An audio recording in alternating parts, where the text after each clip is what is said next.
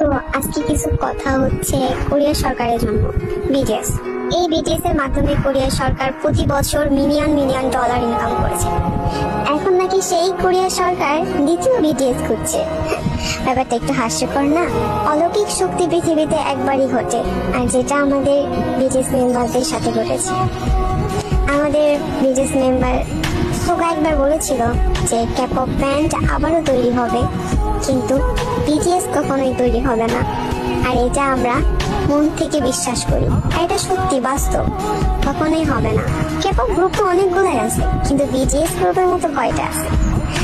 না কখনো ছিল আর না কখনো হবে, কারণ পৃথিবীতে অলৌকিক শক্তি একবারই ঘটে। বিটিএস কোনো K-pop ব্যান্ড না, এটা একটা ফ্যামিলি যা কোটি কোটি আর্মি নিয়ে গঠিত। বিটিএস আর আর্মিদের মধ্যে যে সম্পর্কটা আছে সেটা কখনোই তৈরি হবে না। হাজার চেষ্টা করলেও তৃতীয় বিটিএস আর কখনোই তৈরি হবে না।